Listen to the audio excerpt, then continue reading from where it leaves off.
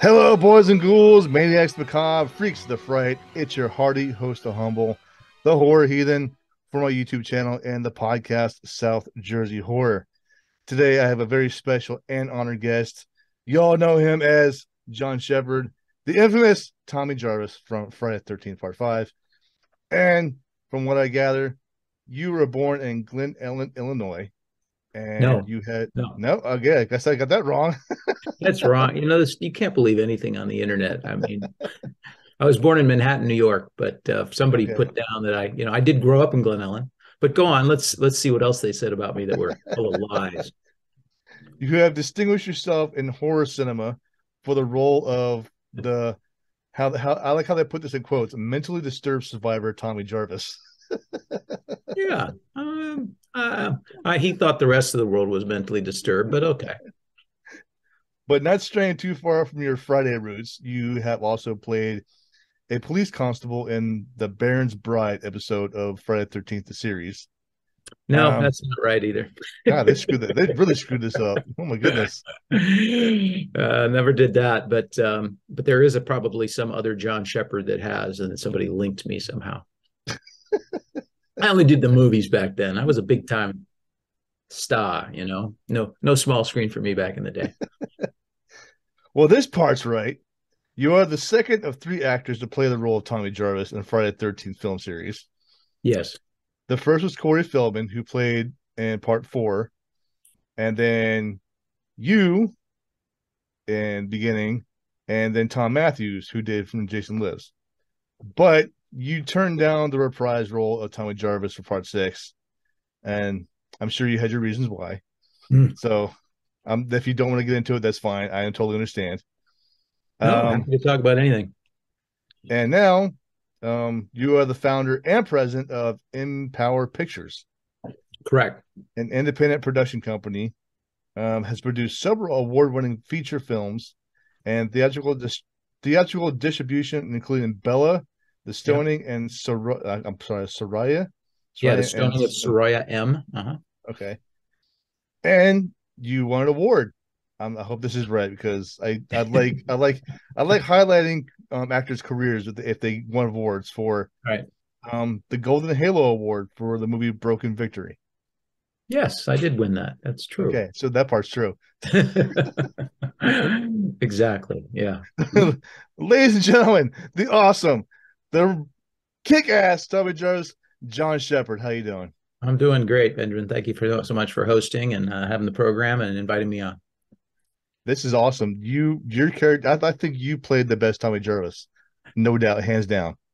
That Wow, they could. I don't know if Corey Feldman would have an issue with that, but thank you. I had some good groundwork laid by him, and I had actually not seen the film until I got the role. I mean, I knew what Friday the 13th was, but I had to go and watch. And back in the day, we didn't have, oh, I'll go down to Blockbuster and get a copy. It was only on a film print. So I went over to Paramount and I sat in the dark in the third row in character as Tommy and watched Corey Feldman. And yeah, that movie scared the crap out of me because I was sitting by myself in this cavernous theater at Paramount in the dark with, that fantastic score.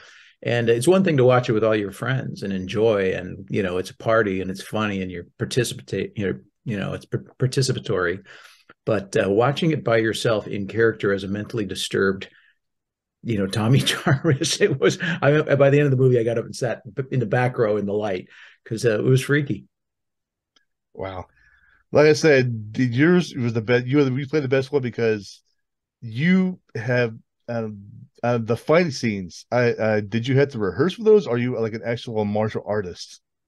Well, I had studied a little bit of martial arts growing up, but way back when I was a kid, judo, and then I got into karate, and sort of wanted to fancy myself as, oh, I'm Billy Zabka from Karate Kid, but I was not. We had a really good fight coordinator on Friday. Dick Warlock was our stunt coordinator, and he had a stunt double for me named Eddie Matthews. I've stayed in close friendship and touch with Eddie for all these years, Steady Eddie. And that was a lot of fun because, Tommy could kick butt, man. And they gave me guys that I could throw up in the air, and they did handstands on my shoulder to make it look like I was throwing them down with all my might on the table. It was a breakaway, but yeah, it was a great experience. And yeah, we did a lot of choreography and rehearsal, and they had a stunt double. And so it's, they don't mess around with the fight sequences and the violence, and they want to get all that right. So we tried to do a good job. You mentioned Dick Warlock. Is that the same Dick Warlock from Halloween 2? You play Michael Yeah, Myers? Dick is, Oh, he's a fascinating, he has quite a history and legacy of working on these, he called them, dark sets, and he was always trying to bring light. In fact, it's kind of an interesting story. Some of you have heard it probably, but my because my character is so different than my personality, I was often cast in the, if you remember John Ritter, Three's Company, I was always cast in the boy next door John Ritter roles, and a nice Midwestern kid, which is where I'm from. So for me to get the role of a guy coming out of an insane asylum who is mentally touched and doesn't talk the whole movie, but he's the lead. That was a real, I thought when I got that part, I was Boo Radley in To Kill a Mockingbird. I had no idea what the film was. They give you a script called repetition. They don't tell you it's a Friday the 13th.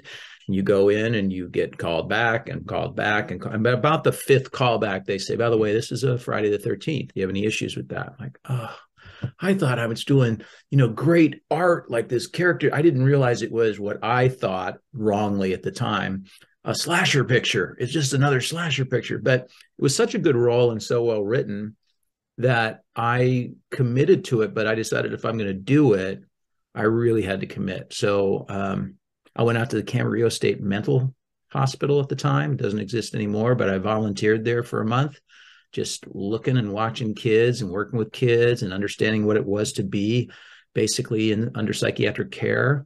And, buddies of mine in the film industry said, John, if you're going to do this, people aren't going to take you seriously because you're too friendly. You got to become Tommy. So I resolved not to speak the entire movie, that I would go on set and just give one or two answer grunts, kind of like Tommy does in the film. And it really actually worked for both me and for my co-performers because they kind of thought I was a little, okay, this guy's a method actor. Who does he think he is? He keeps to himself. And I really committed, Benjamin. I mean, I went, even for the auditions, I would go early and run in the stairwell up and down the fire escape to get a sweat going and my heart going. And then when I'd go into the room, I'd just sit and stare at the casting director or stare at Danny Steinman and just start sweating. And I mean, and I do push-ups and I'd be working out like a banshee.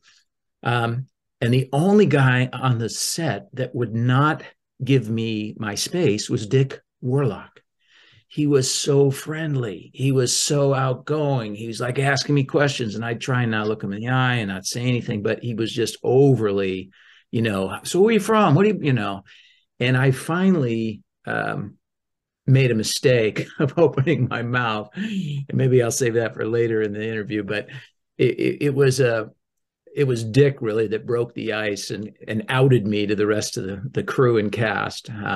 But yeah, he was somebody that said, "Look, I do these horror films all the time because I want to be a little light of a ray of sunshine on a really dark. I mean, here we are in the rain in a barn in Camarillo or Calabasas or wherever the heck we were."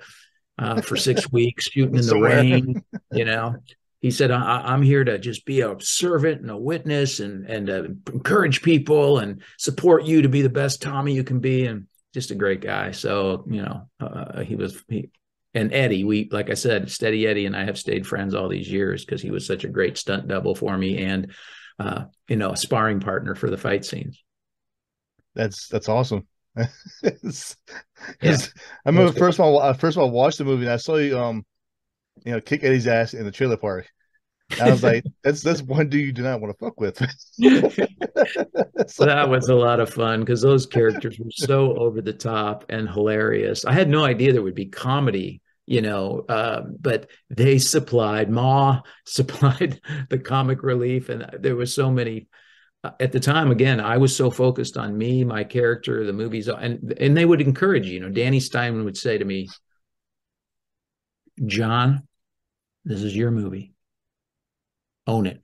And I'd be like, okay, well, that's a heavy responsibility, But he really gave me and empowered me to be like, even though you don't say much, you're carrying this. And now I look back and realize, well, he probably said that to Melanie, he probably said that to Shavar, he probably said that, but it was such a feeling of, hey, do what you want to do. This is your film, go for it.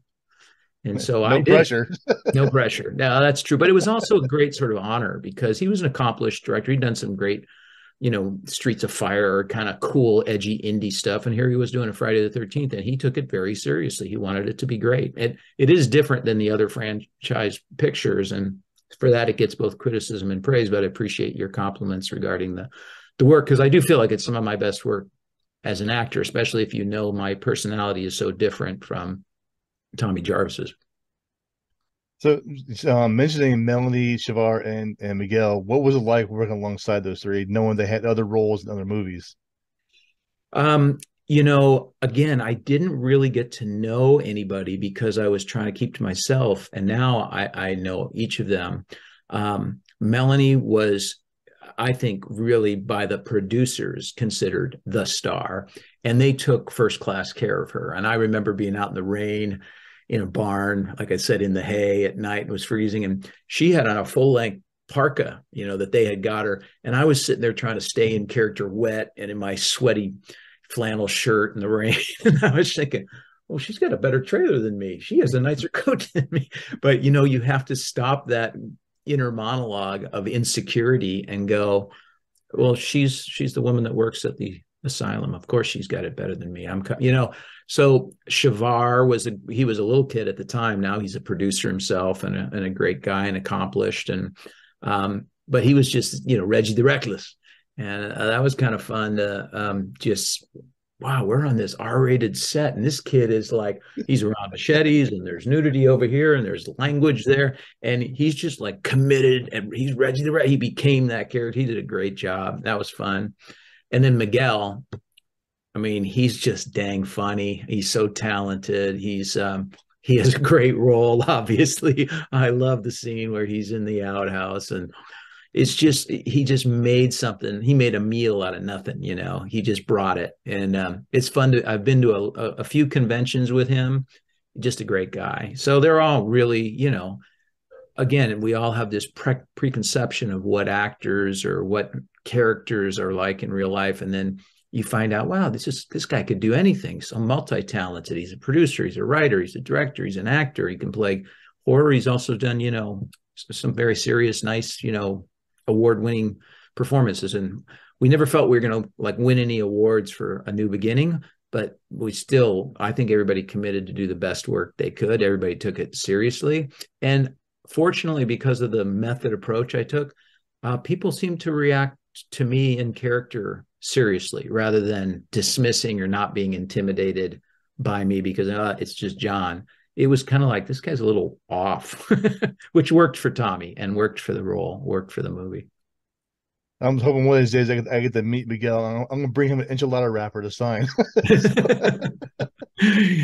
I hope to see him again. I'm supposed to do some event down in Atlanta, 27th, 8th, and 9th of this month. And they said it's a reunion of sorts. So we'll see who shows up. I think Melanie's going to be there. I know Shavar is supposed to be there. Sorry about the dogs in the background if you hear them. Oh, I know, mine are barking too. It's okay. I guess they're talking to each other. I don't know. Do you have any favorite scenes in the movie that you did? Any? One of my favorite moments at the time, I was studying acting at the Lee Strasberg Institute in Los Angeles, and the big takeaway you get is less is more. And I was always brought up, I was an actor since I was 9 doing theater, so I was always going big and very comedy, and here I had to be very subtle and understated. And one of my favorite moments was Tommy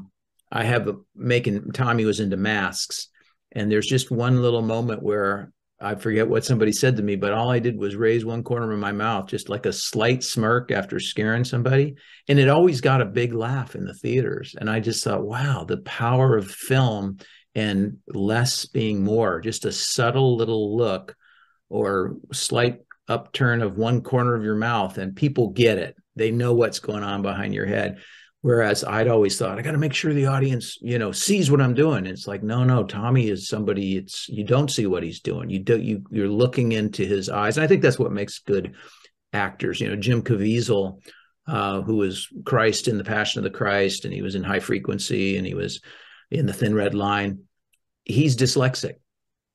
It makes him really interesting to watch on screen because he's thinking of the lines, but as an audience member, you just see there's something going on behind his what does he think? You know, it creates a mystique. And so that's one of my favorite scenes in Friday, was that subtlety. But of course, yeah, I did enjoy flipping my co-actor up in the air and breaking that table and punching a sandbag until my knuckles were red and raw because Danny kept doing it again and again. And yeah, it was letting out a lot of anger. I think there's a meme online called Rage or something of me doing that.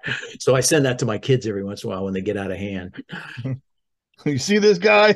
Yeah, that was me back in the day. I was ripped. Yeah, not anymore, Dad. that was 30 years ago. What? No, that was just yesterday. But I know exactly what you're talking about. The moment when you scared Reggie the Reckless with your mask, when you have too puff, you kind of get that look. Yeah. Like, yeah, that's the look.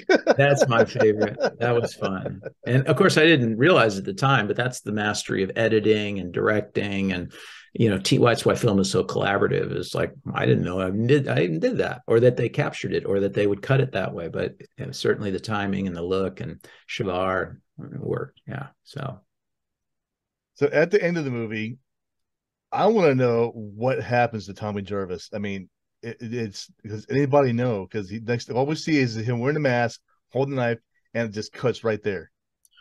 And that was so interesting. Yeah, that you'd ask that. So when I got the script, Danny hadn't figured out how they were going to end it, because they wanted to continue the franchise, but there was no ending yet. So I was working with a fraternity brother who's gone on to become quite a successful director of shows like Glee, and he's a writer for Crazy Ex-Girlfriend, and he's been in a bunch of Christopher Guest movies. His name is Michael Hitchcock, which with a name like Hitchcock, you know, he's going to be good with horror and thrillers. So he was the guy that told me, John, if you're going to do this role, you got to take it seriously. And I said, you know, I've read the script. At the end, they don't know how it ends. He goes, well, we should figure that out. We should write it.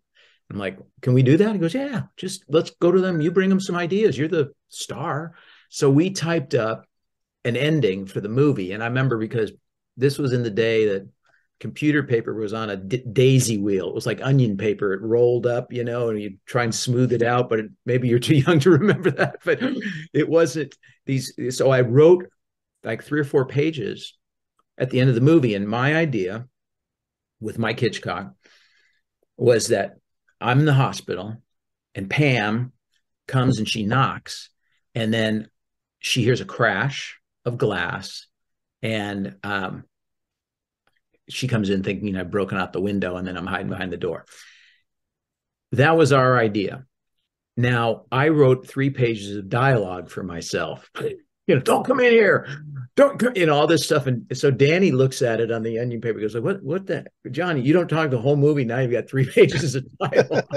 And now you want dialogue. He basically took a pen and went, he goes, it's a good idea. We'll work on it. And that's what they typed up and wrote. Was what I didn't do was put on the mask. And they said, no, we got to have Tommy become Jason. And that was the part I really struggled with, because, you know, at the time I had really wrestled with whether to do a Friday the 13th. And I'll tell you why. Not because I'm not a fan of horror or I don't respect the genre, but I was so self-consumed. Can you imagine that? An actor who's like narcissistic? I mean, unheard of, right? So I was so wait, judges. No. Okay, go ahead. When I came to Los Angeles, I had gotten a pilot for a TV series back in Chicago. They screen tested kids from Chicago. They flew me out for an interview at 20th Century Fox. And I'm a first class seat on an airplane. I've never been in first class. I sit next to Miss California. I'm 17 years old. I'm like, oh my gosh. And the guy that the pilot I was interviewing for was, he directed the pilot to All in the Family. He directed the pilot to the Brady Bunch. And he was one of the writers and producers, I think, on the Dick Van Dyke Show. So, I was going to be a star. And so I told all my friends, they said, no, don't get a big head when you go to LA, right? And I'm like, dudes, I'm going to be on, I've always told you, I'm going to be on TV, and I'm not going to ever do like horror films or lame, cheesy religious films, or, I'm like I'm like, and there wasn't a Tom Cruise at the time, but I'm going to be the guy. And then, of course, the first film I get repetition, I'm all excited.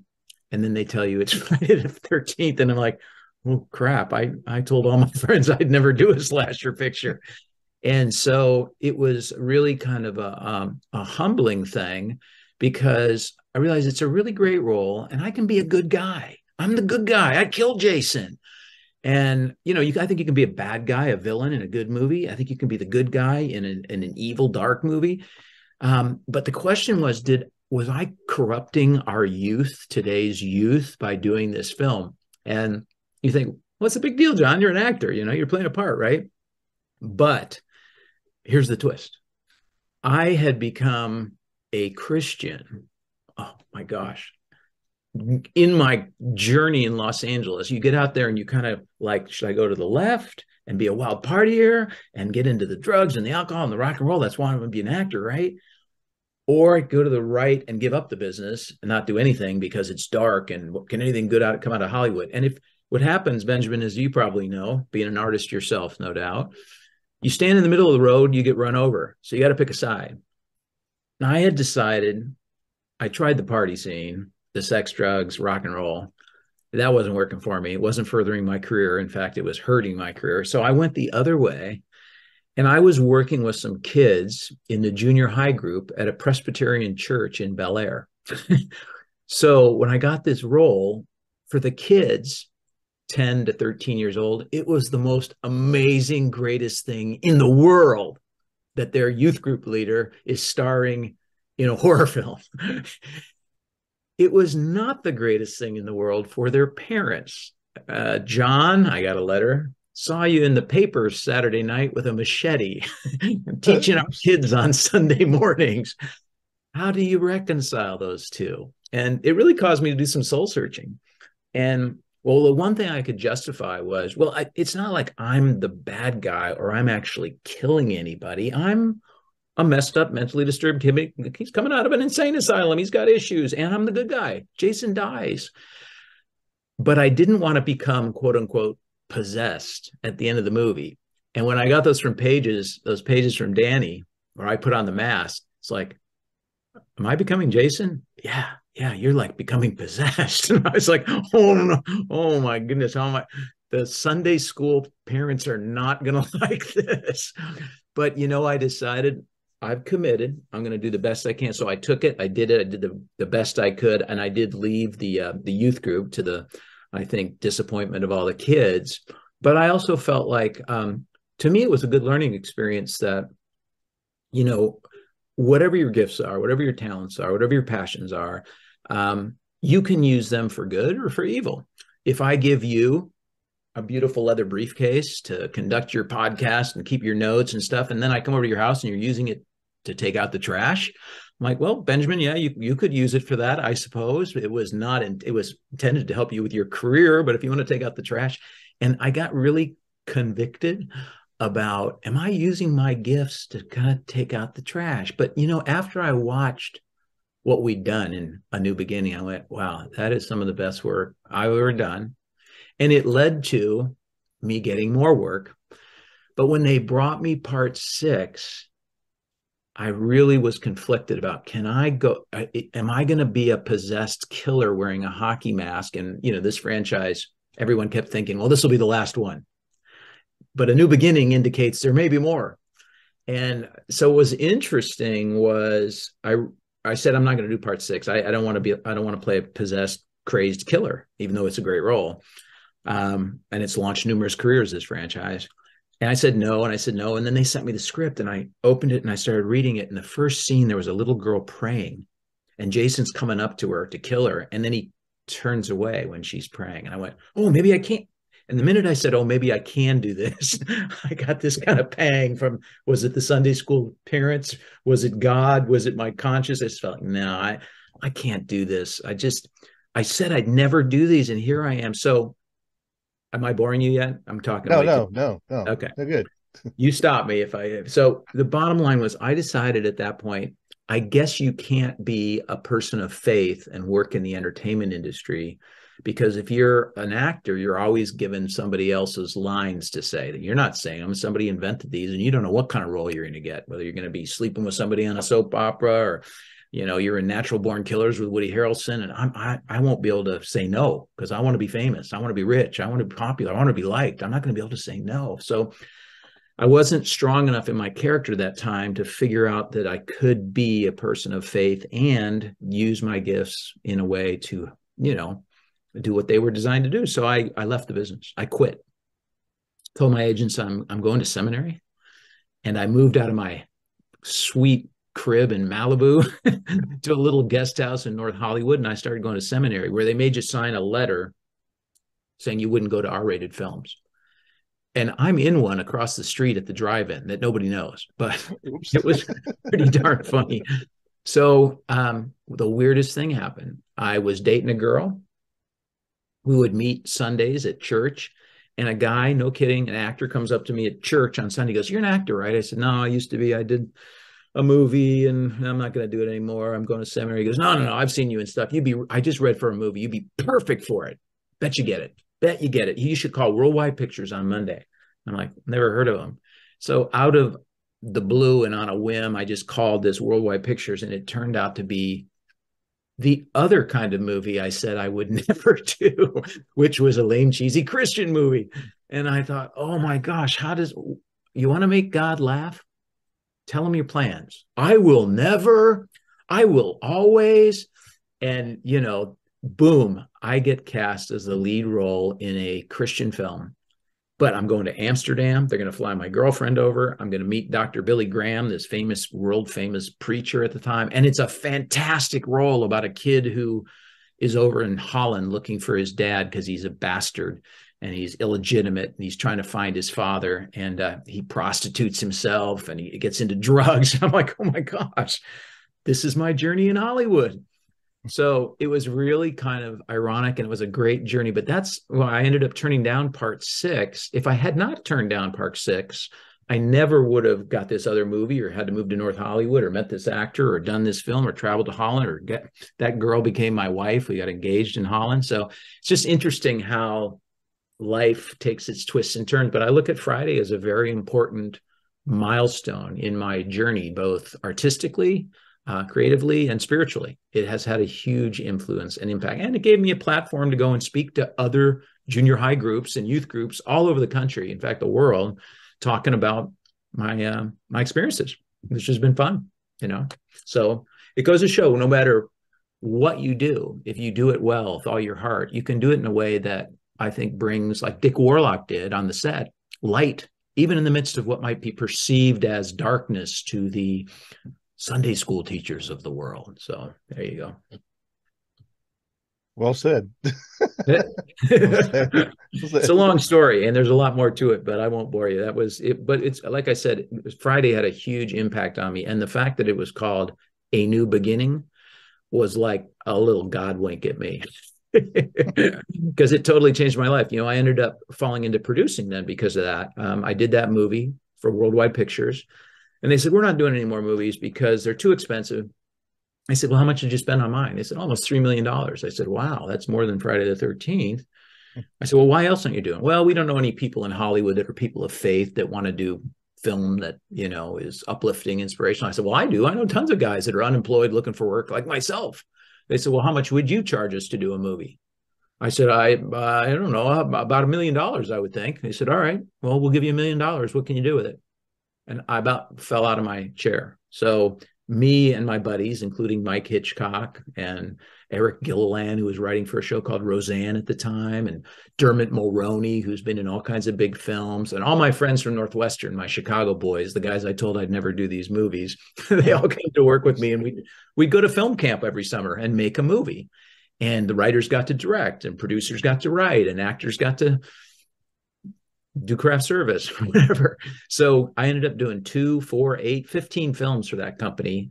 And I had no idea how to produce, but I just knew people that did. And a lot of this business is relationship and getting to know people and their gifts. And I found out that's what a producer does. He doesn't have to know anything. He just has to know everybody and get out of their way. So I hired all my friends to make me look good. And now we ended up launching a film company called Empower, and we've done some really cool films. In fact, if you haven't seen The Stoning of Soraya M. and you enjoy horror films, that's a true story based on a woman who was stoned to death in Iran. And it is brutal. It is honest. It is uplifting. It's hard to watch, but it changes the world because we were trying to end the practice of stoning in the Middle East, which unfortunately still happens in some places. So we won all kinds of awards for that. But I credit again, Friday the 13th has been a huge part of my journey, and I don't disrespect or discount the influence it's had in my life and in my career. That's awesome. I mean, I'm not spiritual, but I do believe there is a God, and he does work. He does do miracles. I mean, I've seen it happen. I'm not a church person. I don't go to church, but hey, I do believe that there is a higher power and stuff happens. So it's You know, just like, and you look at the Friday, they're kind of morality plays in that way. And evil gets punished, you smoke dope and eat an enchilada. you die. You're gonna you have sex with a girl, you're gonna die. I mean, it's a really interesting sort of what do they say? Basically, sin has consequence, right? And I wasn't a big, I don't want you to think I'm a super religious dude. I'm religious is a kind of a man-made thing. That's the Sunday school teacher. I was an actor, an artist. I was connecting with God in a relationship sort of way, like in my art. Because I think that art can be a spiritual experience. I think a great sunset people can look at and glorify a higher power and go, oh my gosh, this is not an accident. And just looking at my life and the path I've chosen and the different things that have happened to me, and that pilot I told you about, I came out to do in LA, where I thought I was going to be famous. Guaranteed success. ABC, 20th Century Fox. The director has done all these great TV pilots, and it's based on a best-selling book. I'm sure they never even aired it. And I was devastated. Of course, all my buddies back in Chicago were laughing at me. Thought you're going to be a big star, Shepard. What happened? A few years later, they made that pilot, which was called Phantom of the Open Hearth. They made it into a movie. They cast me in the original, and then they went a few years younger, about 10 years younger, and they cast a kid named Peter Billingsley in what became a movie called A Christmas Story. So, a lot of this is luck, a lot of it is timing, but if you're a believer in a higher power, to me, it's like everything happens for a reason, no accidents. And I was so close, but not quite there. But that led to me moving to LA, and LA led to Friday the 13th, which led to the Worldwide Pictures deal, which led to me marrying I look now and I do see a pattern. So it makes me think if there's organization to the universe, there must be an organizer. It's not random. Everything isn't, yeah. So anyway, even the fact that you got a hold of me is kind of a miracle because people don't know how to find me. I don't know how you did, but good job. I created an IMDb Pro account. So that's like, oh, okay. There you so go. yeah, a friend of mine who he's also a digital creator, he told me if you want to get actors on the show, create an IMDb Pro account. I was like, okay. That way you can get a hold of their publicists, you get a hold of their managers, and I've gotten some excellent actors on my show, including you. So, well done. Have you seen the movie Megan yet? With the No. female robot? No. Well, I got Amy Donald, the girl who played Amy. I got her on my podcast. How fantastic! Well, It kudos to you. it just came out this month too. So I was Yeah. very stoked when I got that. And when I called you directly, I didn't think it was you guys going to answer the phone. Well, I don't usually answer if it's an unknown number, but I do have a buddy in New Jersey. And I think when your number came up, I just kind of went, Morristown. Okay, well, maybe I know him. But it's funny because if I hadn't answered or if you just left a message, I probably wouldn't respond. Because as you probably know, I don't do a whole lot of these. But I thought, well, with the convention, the end of January happening in Atlanta, maybe this is something that they set up. And I don't, I want to, if I'm going to do something, I got to commit to it. And so anyway, I'm glad you found me. I'm super glad too. So, got a few minutes left. Is there anything, any big projects coming up you would like to tell the audience about? Something to look forward to. Yeah. Well, we've had a great run making some great stuff. I mean, some of our films are on United Airlines and Prime, Amazon Prime. We just did a documentary called Emmanuel that was about the church shooting down in Charleston, South Carolina, that was brutal and interesting. I have one called The Dropbox you can find on YouTube. But I just got greenlit on a movie called Sarah's Oil, which I'm pretty excited about. We're going to shoot, God willing, in Oklahoma.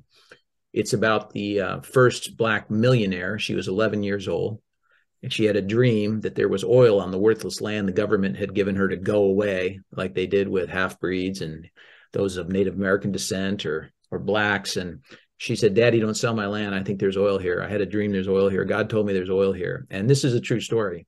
She hit the biggest gusher in Oklahoma history. Everybody tried to take it from her, but Sarah's Oil is what we shoot in June.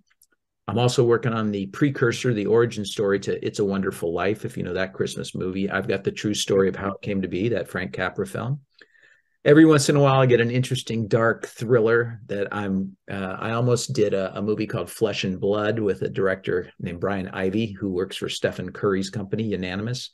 We did a little short. Maybe I'll send it to you, Benjamin. You can put it up on the website or something. It's kind of cool. We just shot 10 minutes during the pandemic. I play a priest, and it's really, I thought, very clever and cool. And we did it for donuts during the pandemic just to do something. But those are the things that I've got going on. And yeah, tell me about you. Do you have an artistic bent yourself? Are you a film producer? You just always been fascinated with this genre, or Friday, or what's you I like I movies in I general? I just love horror movies. So it's funny that you mentioned that because my wife found an article online saying that um soldiers who experience PTSD and anxiety are drawn to horror. And so I took a psychology class in college, and I Mm, was like, it all makes sense now. So mm, it was fantastic. And I was like, oh my God, she is so right. wow. Well, I was didn't realize you served in the Army for a few years. Yes, almost 15 years. Yes. Wow. Well, thank you for your service. And man, the fact that you served our country and that you found a sort of way to channel and process some of those experiences. And part of it is expressing yourself through art or enjoying art that deals with this. That's kind of cool. So I told you one of the films we got to work on with Shia LaBeouf was called Man Down. It was about a Marine coming back who has to process PTSD. And that was a great experience, really intense. Gary Oldman's in the movie. I encourage you to take a look at it. It's actually, I think Shia does a great job. A lot of people don't like him, I guess, so he got some negative reviews, but he's actually really, really good in the movie. And Gary Oldman's always fantastic. And Man Down is a very interesting. I'll be curious to get your take on it if you ever get a chance to look at it. I'll definitely take a look at it because for a while when I returned back from combat, I refused to watch war movies. So, I'm sure. Well, so I can imagine. I did a TV show called Tour of Duty, and we got to basically reenact Vietnam, and that's another one of my favorite, some of my best work. But again, I'm playing a soldier.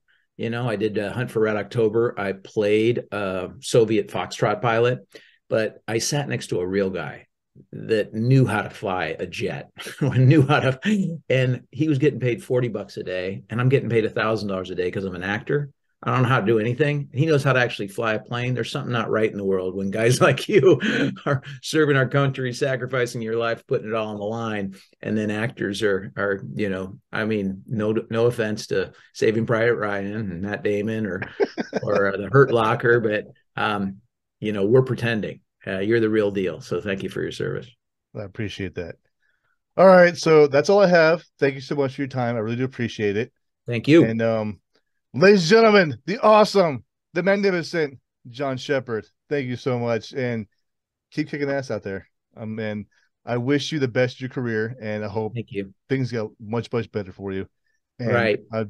I'm tracking you on IMDb, so everything you do, I see. And a lot of things that I don't do, you'll see, because that's the World Wide Web for you. All right, thank you so much. Have Thanks, a Benjamin. great Good luck evening with and your watch. life and appreciate your time. Thanks, Thank you. everybody. All right.